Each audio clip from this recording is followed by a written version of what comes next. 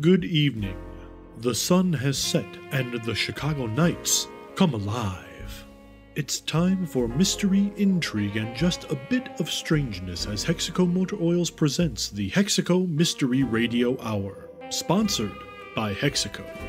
I'm Silver Sterling, and join me as we bring you tales from these dark streets and darker alleys in Gunn for Hire.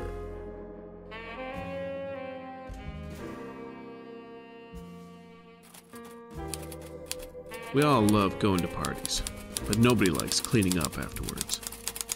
Grace Gunn, Tommy Bam Bam Prue, Irving Holt, and a cabbie who more than earned his fare just got done having a block party with some uninvited guests who were looking to make our heroes the snack tray. And now the question is, are they going to clean up after this party, or beat feet and leave it to the boys in blue? With a case to solve and no answers to questions they don't even want asked, my guess is the latter.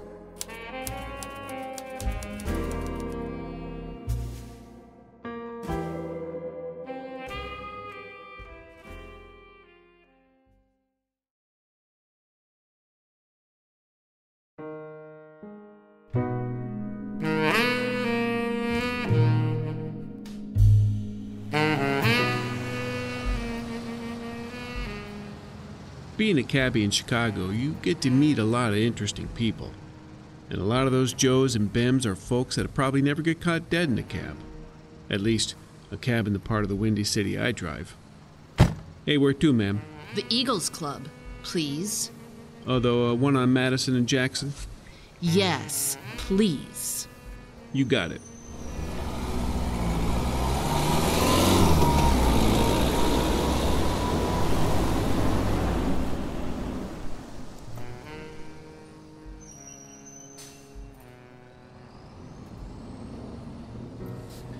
Anyway, take this dame for example.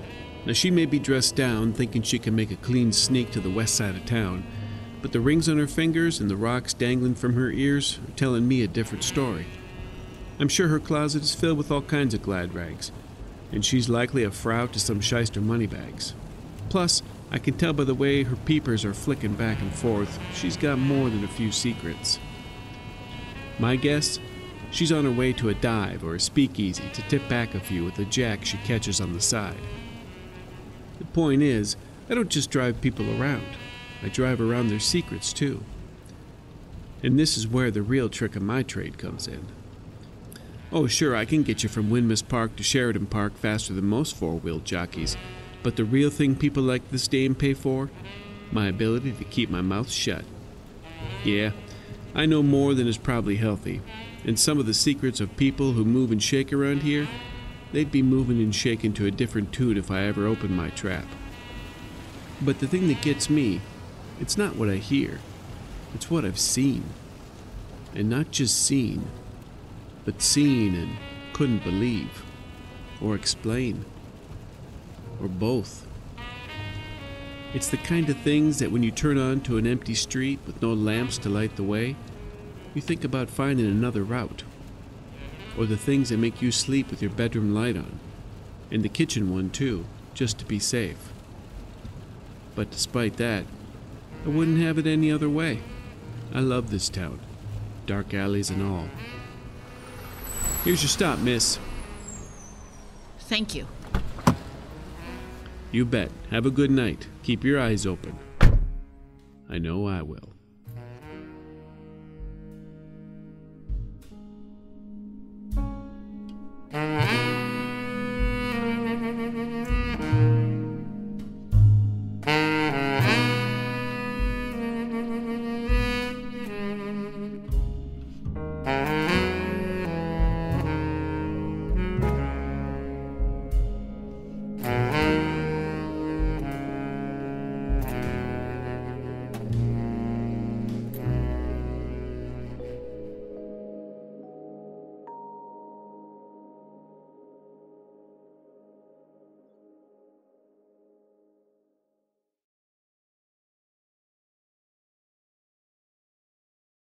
So Grace takes her last shot.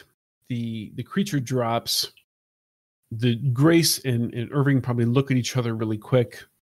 Tommy Bam Bam's coming out of his essentially his self-induced rage. You're all kind of standing there, and then the cabbie's head pokes out of the car. Hey, is everything okay? I was gonna ask you that question. You all right in there? Yeah, I'm just fine. I'm just fine. Thanks for your help.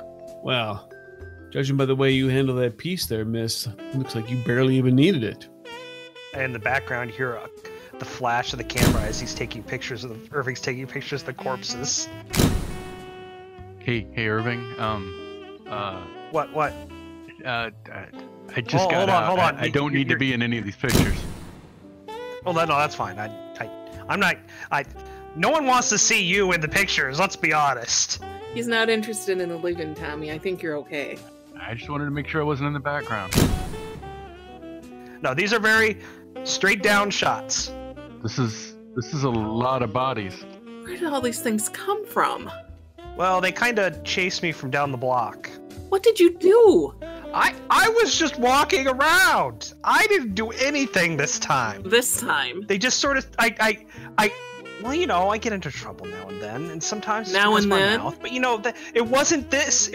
This time they just started crawling down off the roofs. I hate to bring this up but these aren't regular mugs. Yeah, no, the big guy's right. These, I don't know what the hell these things are, and I've seen some weird shit in this part of town, but these, no. Who did you upset? That's what we're trying to figure out. These are a story. That's what these are. I'll tell you what, we can't stand around here waiting for somebody else to show up. We need to get out of here. Do you have your pictures, Irving? Just a minute. I got. There's a couple more over here. You see, I knocked that one down the stairs. Oh, hurry up! Hey, can you drive through that bloody windshield, man? Yeah, no, it's no problem. You see, he pulls out a handkerchief. I got this. Where did we need to go? Because, yeah, I'm ready to get out of here. Tommy grabs Irving by the collar and starts dragging him back to the cab. No, wait, no, there's one way over there! I can walk, really! It's no problem! They're all the same gruesome, Irving. It's not a scoop if you don't get the pictures in soon. Yeah, you gotta be around to turn them in, so let's go. I gotta make a spirit check. Irving doesn't like cars. Okay, he's okay with it this time. So you drag him back into the cab and take off? Throw him in the back seat. All right, lady, where to? So where are we going? All right, well... You still want to go to that same place? I don't know if I'm... Wait, are you on a case? I can help out. Really? You don't want me to say anything? I won't say anything, but I can help out, really. You have to give me your word. No, check that. You need to make me a promise on your sainted mother that anything else you see tonight does not go into print. Does not get turned in. Because I can't afford what I'm working on to hit the papers. Hey, Mac, just drive. I'm driving. All right. But if I ask you later and you say it's okay, I can put it in the papers then, right? It's never going to be okay. I'll ask you later when you're in better mood. I know you did get your coat all messed up. Irving, this is against my better judgment. I can't have you wandering around the streets all night. I wasn't wandering. I do that in case I run into a story. And look at the story I ran into. You were wandering. Well, you know, sometimes you gotta get your head clear.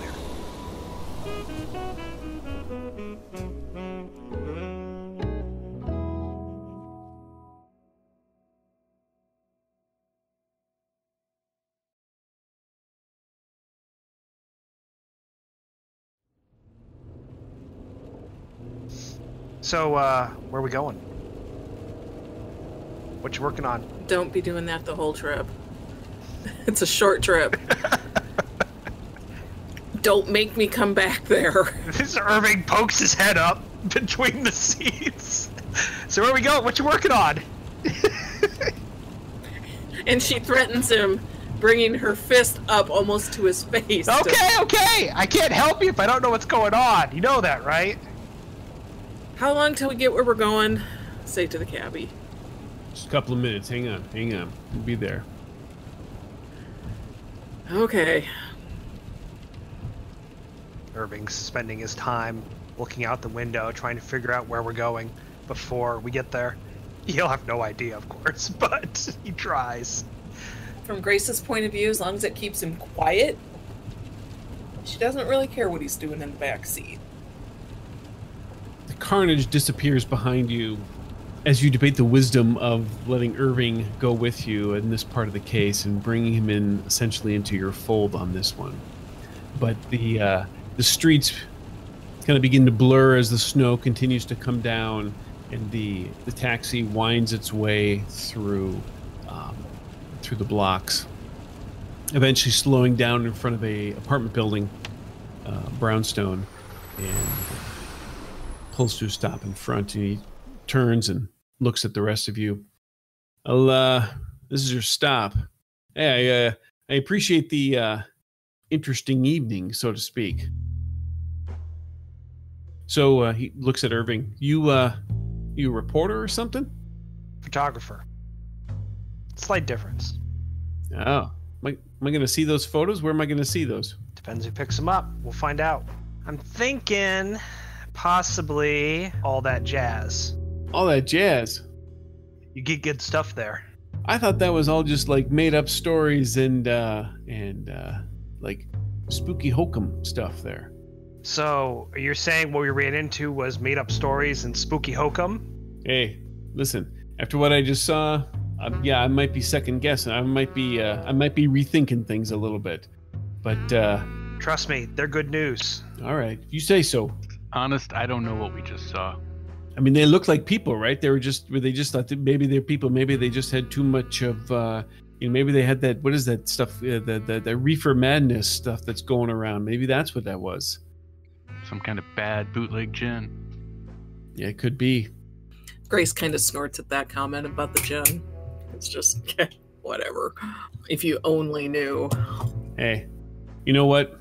Whatever. I've seen a lot of crazy stuff driving this cab around, so I'll just put this in that same category. We'll try and figure it out later. This is your stop, though.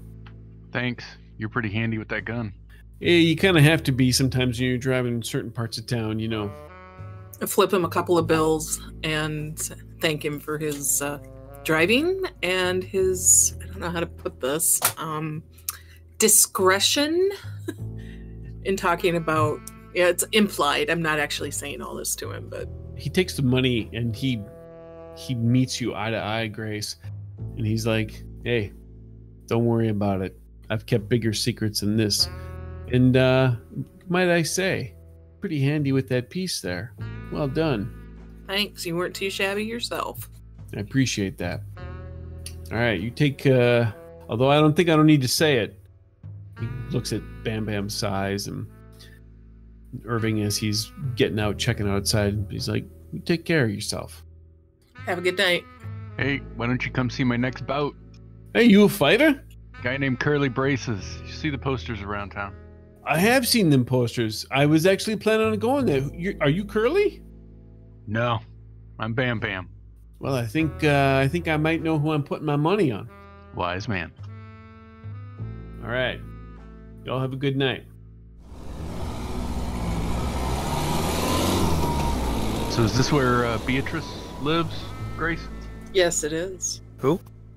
Never you mind, Irving. So yeah, you're standing outside the building where Beatrice or Trixie's apartment is. What are you gonna do?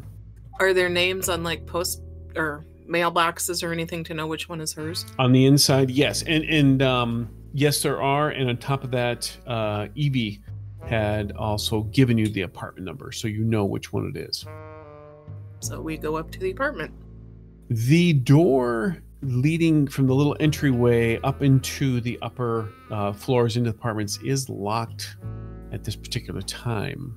Tommy, Do you have your lock-picking equipment with you? Can you handle this?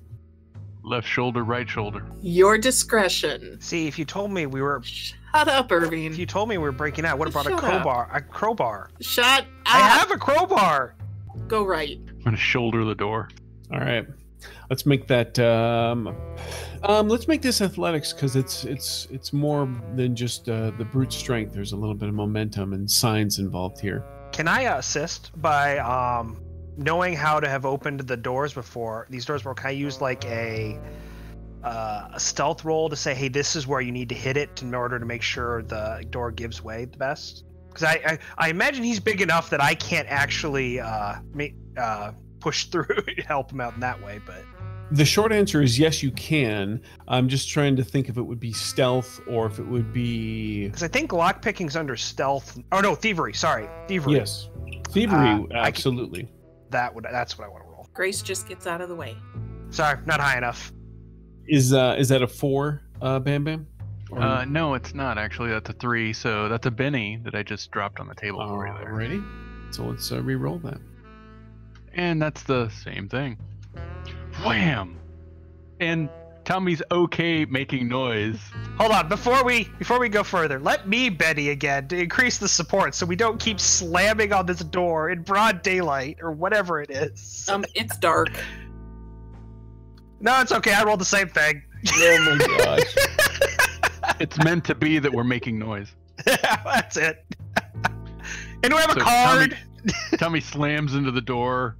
The frame probably shakes a little bit, but the door doesn't move. You give it a couple good slams, and it doesn't give, and then you stop and you're standing there, and then you see this woman come down the stairs towards the door, and she's got on the because I do believe it is nighttime.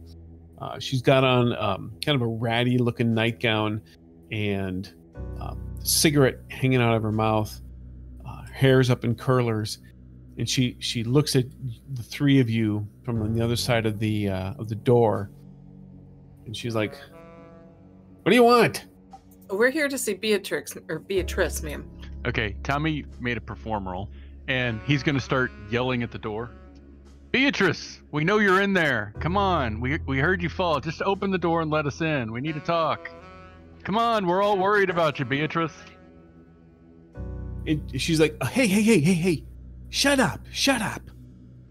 Okay, and she looks at you, Grace. You here to see Betty? Yep. And what did you say? You heard her fall? There was some noise inside. We're all worried about her. Well, how do you know her? She hasn't been to work.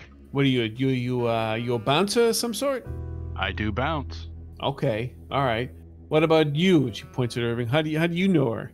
You just brought me along for emotional support.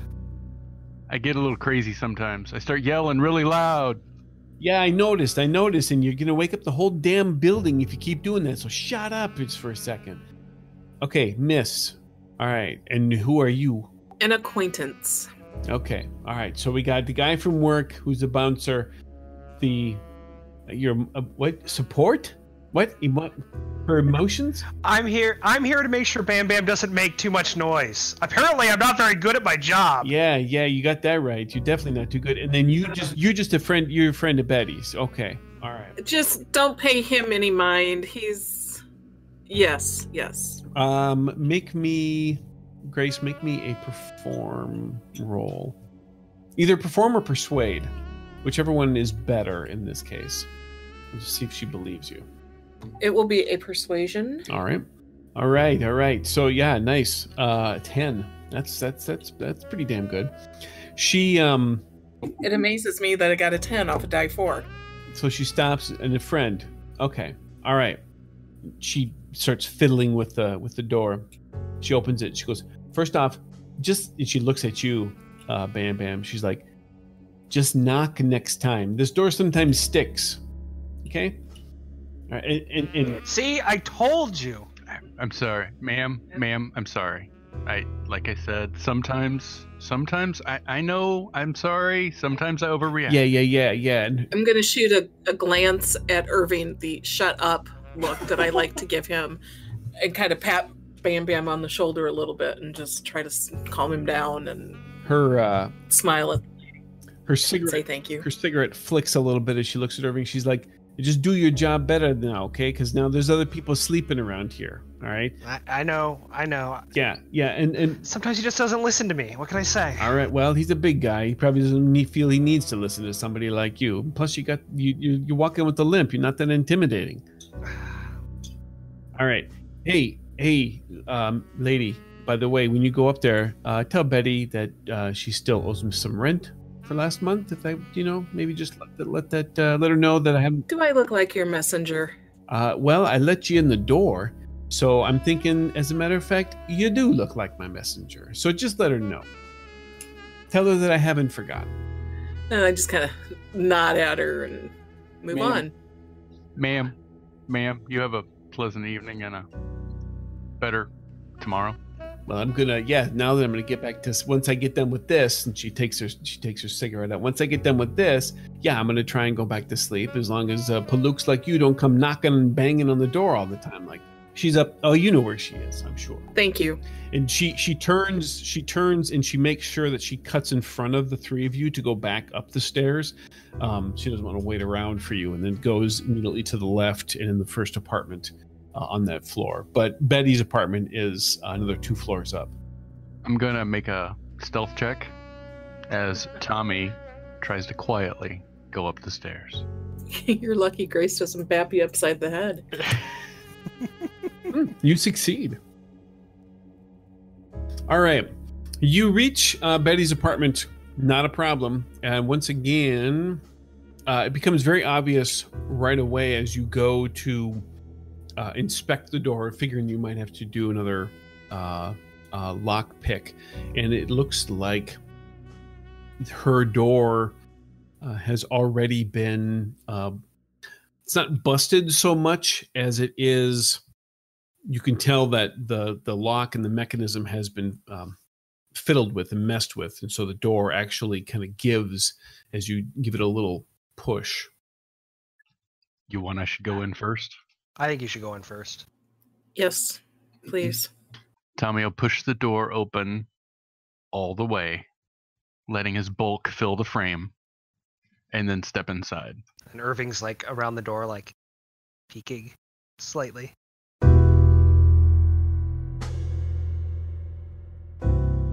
The apartment is lit dimly only by the glow from the lights outside, casting their hues inside the apartment. But you don't see any signs that there are any lights on in here at all. So after the last apartment we went into, I suggest you keep your gun loaded. Mind your business, Irving. As I'm putting bullets in my gun. Tommy will step in far enough to let them in and then close the door behind everybody. Ladies first. Just not all the way. Okay, so you're walking are you turning on the lights in the apartment, or you're... If there's a small desk lamp kind of thing, I don't think we would do the overhead lights, but just something to illuminate a little bit. You can What was that roll for? I had to see if Irving was smart enough not to turn on the lights. That's what it was for. Irving is okay with not turning on the lights. He's really okay with it. A 21 on a D6. Nice. Jeez. That's pretty good. Such a waste of good roll. I know, but that's what it is. So Bam Bam's going in first, and then it's Grace, and then Irving. Yep. Sounds good. And Grace, you said you're looking for, so nobody's turning on the lights. Then Grace, you're looking for like a lamp on something. Right. You do see off to the side, you can make out the shape of a recliner, not a recliner, but a comfy chair of sort, and it looks like there's a lamp next to there. Make my way over and turn on the lamp. You click the light on, and it fills about a third of the room. And the first thing you notice, Grace, as your eyes adjust to the light, is the floor, which is all hardwood. There is on the floor a variety of symbols have been drawn on the floor. You look up and around. You notice on the walls immediately around here, there appear to be a few more symbols kind of like scrawled onto the wall. Not sure exactly like what material it is that has done this. You can tell right away it's like not paint or anything like that, but something has drawn these on the wall. I motion Irving over. And I'm like, okay, this is the stuff that does not end up in the papers. You know, it's funny you say that because this is the second time I've been asked to look at things like this and not spill my guts. Keep your voice down for one thing. Grace, listen to me. Please. I know how to keep my mouth shut, and I know this stuff is a lot of trouble. So, what are you getting into? I wish I knew. But I do know I need you to take pictures of these symbols. Alright, hold on. You gotta fish out the book I took, where I scrawled down the symbols from the photos the Miles showed me. You holding out on me here, Irving? You see, Grace, I do keep my mouth shut when I work on other cases and don't inform everyone around me. Let's see what we've got here. Grace just shakes her head in his general direction and lets him... Oh no, I was just gonna say lets him look at the stuff. And as the two of them are arguing about keeping secrets, Bam Bam, what are you doing? Bam Bam's looking at the floor in all the rooms, half expecting another pool of blood or a body. You make your way into like the small kitchen area in there, and there's a little bit more light coming in because of the angle of the apartment and the outside there. There's no symbols or anything here, and the one thing though that does stick out, it looks like the cabinets and the cupboards, a couple of them are open. You notice there's like one can of canned goods on the floor in the kitchen as well. Pick it up, set it up in one of the cabinets, if any of them have other canned goods. There's some, but it looks like it's... make me a notice check. 2. Okay. There's a couple items in there. They've been knocked down or tipped over, but it's, you can't tell if it's indicative of that's just how just, Trixie or Betty kept her cabinets, or if something else has occurred. So, canned goods, looking around, any of this stuff fancy? None of it appears to be fancy. I'll pop my head out of the kitchen towards Irving and Grace as they're debating about symbols and whatnot. So, Betty didn't have expensive tastes like Hellsberg. what do you mean? Oh, this is pretty low quality food in here. Wait. Did you say Hellsberg? Shoot Bam Bam a look. Maybe. Sorry, Grace. It's gonna happen sooner or later. Just happened sooner than I wanted to.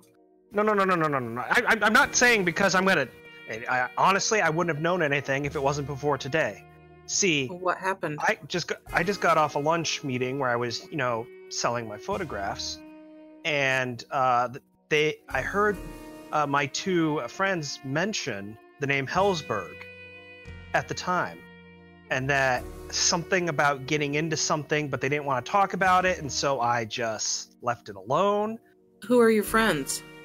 Oh, the people who run the... No, I don't know, otherwise I wouldn't have asked. No. The people that run the All That Jazz.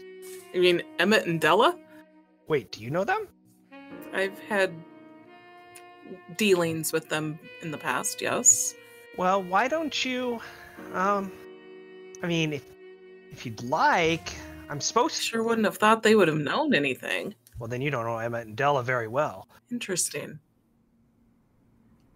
Well, I didn't say they were in-depth dealings, did I? So, this weekend, I'm supposed to have dinner with them, and they actually asked if I'd bring my friends over.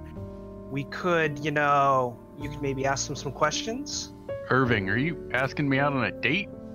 No, I'm asking Grace out on a date. Grace snorts at both of those. But you can come along too, Bam Bam. Could we not call it a date? Well, I mean, we set up a time, we set up a dinner, we set up a location. Sounds like a date to me.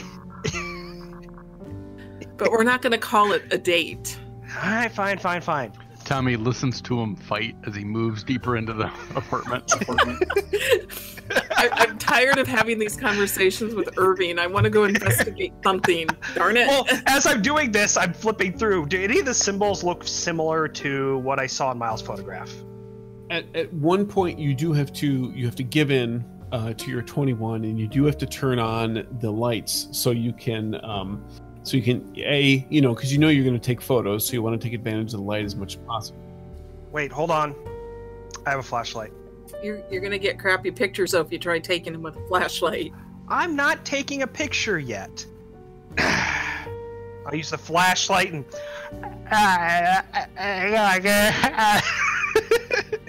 Grace takes it out of his mouth and holds it for him. Thanks, it's a little big. As they fight about the lights, Tommy is going to pull the blinds. You're having your playful banter / arguing and flashlights in mouth, flashlights out of mouth, and you're going around. Because I can just totally imagine Irving having the flashlight in his mouth, like, and then trying to talk. you know Ella? Oh yeah, okay, yeah. Well, I guess you don't know really well. Anyway, so you're flipping through as Grace is looking around, and you're discovering that there are symbols on the floor, there are symbols on the wall, there are none on the ceiling. And yes, some of them are the same. Some of them are don't match up at all. Some seem, I don't want to say normal, but some seem very conventional in a religious sense. If you have a cult, you can roll that, or Grace, you can, if you're kind of looking over Irving's shoulder, you could probably make some sort of investigation roll. Irving, do you have either one of those skills? I do not. Okay, make me a notice at a -2, Irving. Okay. And Bam Bam will get to you in a moment. Yes, a 6. And I got a 9. And you got a 9, Irving? So between the two of you, as you're kind of working together, and so like Irving, you're going through and you're like, oh, this one, I remember this one, you match this one, and then you're like, no, this one, I never saw this, I like this. And you're going through the book and the notes that you made as you look around the symbols. You're showing this to Grace, and she begins to slowly piece something together, but we'll get to that in a second. Bam Bam, you make your way deeper into the apartment. You eventually go into the bedroom. It is very obvious that things are in quite a bit of disarray. There's the bedding is kind of all over the place. There's clothes everywhere. There's some on the floor. There's some hanging up. There's some half hanging. There's some over a chair. But make me a notice roll. This would also be at a -2. So it's going to be a 0. A 0. It is just very messy in here, but you do... the first thing that came to mind once you said that this was all messy with clothes everywhere was, some people are just that way. But I was thinking maybe she packed in a hurry. So I was going to look around at like the bed and see if there was a hole on the bed where a suitcase might have been setting as she was throwing clothes into it. You scrutinize the bed and just look in and doing a little visualization.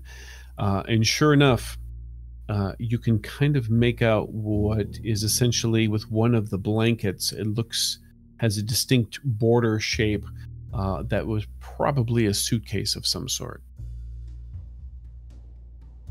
And at that point, as you're looking, your eyes are drawn up to the headboard, which is metal with the little support slats in there.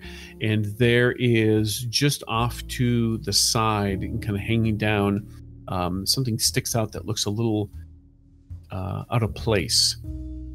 And you reach over and you grab it, and you realize it's a necktie, a man's necktie.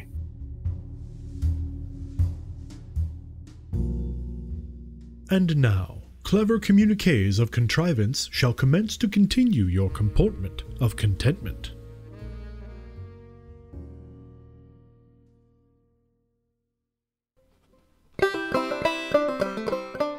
Good evening to all you beautiful families out there. I sure do hope y'all enjoying this show. I'm Jebediah Grimm, and I'd like to talk to you for just a moment. We all know that times are tough right now, and it's not always easy to put good food on the table. And if you are working, you might just be too plumb tuckered out at the end of the day to make that tasty meal. Well, my friends, that's where Grimm Farms is here to help.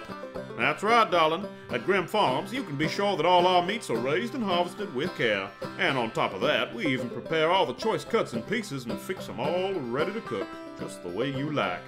Grimm Farms is the friendly place for your next meal, and like my grandpappy used to say, there's nothing better than a meal of someone you know. And when you eat Grimm Farms, you're eating part of the family, or friends. Y'all have a nice night.